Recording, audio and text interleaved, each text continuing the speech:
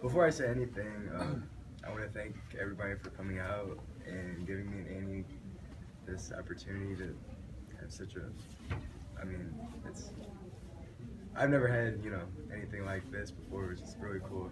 I just thank you for giving us the opportunity. I'd be lying if I said I wasn't nervous. It's okay. So are we. As far as my background goes, I never really was sure what I wanted to do, even though my whole life, my family's had a restaurant since I was basically, I think they cut the umbilical cord in the kitchen actually.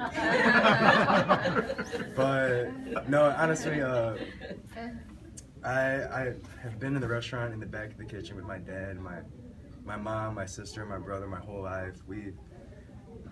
My family's I'm Vietnamese, so my dad's an immigrant.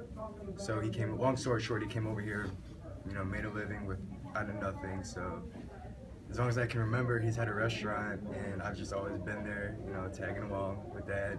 Typical typical son and dad kind of thing. And I never really thought that it would take me here. I was telling Chef Esmeyer that I was one of the kids that was like, I'm never gonna follow in his footsteps. None of this is gonna be none of this is relevant to me whatsoever. I don't want to do this, because we were literally there every single day. 13 hours a day, 7 days a week, Monday through Sunday. And I mean, I think as a kid, I was never grateful for it, but now it's obviously it's paid off, because I wouldn't be here if it didn't count for something. So, but as far as what I want to do with my life,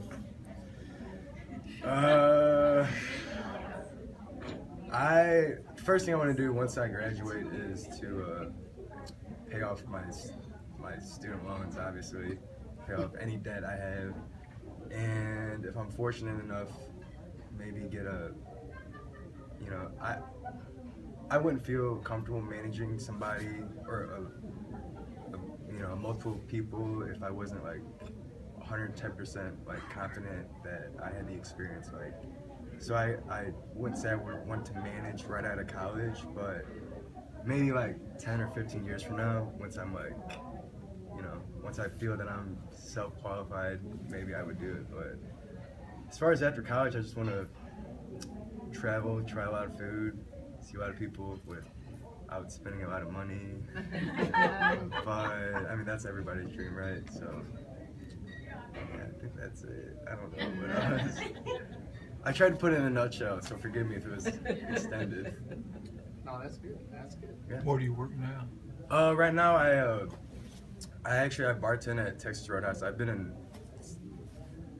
other than working for my dad my whole life, it wasn't really working for him. It was just kind of volunteering, I guess.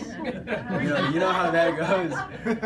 Davis, where's your family's restaurant? And you go up there any chance you get during the week, and you go up there and work almost every weekend too. And yeah. balance school and work at Texas Roadhouse. So I try to, honestly, I try to keep it to myself, but I trust you guys, so I'll tell you.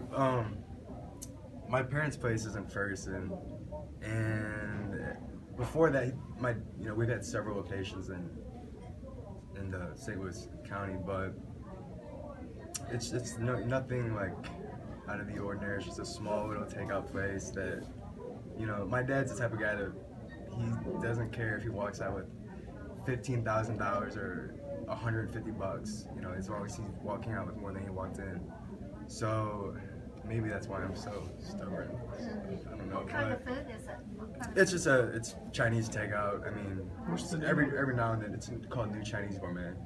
It's right off Ferguson, or right off South Florissant in Ferguson. But yeah, What Chef Esmeyer is trying to get out of it, because he's so nice, and he's been dealing with the whole Ferguson issue, and I think your family's place is next to the police station. right next door to Yeah. the police And your aunt had a noodle house next to him, so he's been balancing a lot of stuff, and he doesn't want to talk about it because he doesn't want you all to go all, but he's been doing Texas Roadhouse and his family's place up in Ferguson and going through this whole thing that's been in the national news. And we love him for having the strength to get through all of that and stay on top of his studies and deal with the national stuff and the political stuff and what's going on up there in his family's business. So he's doing an excellent job at balancing all of that. I think that's a stretch, but I don't know.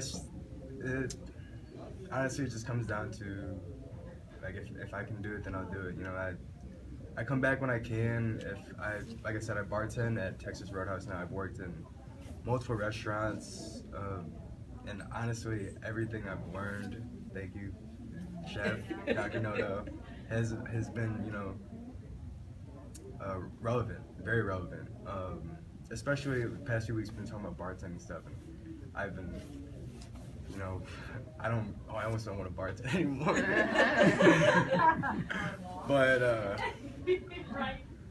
But I mean, yeah, I thank you so much for giving us this opportunity. It means so much because not everybody gets a chance like this. So thank you so much.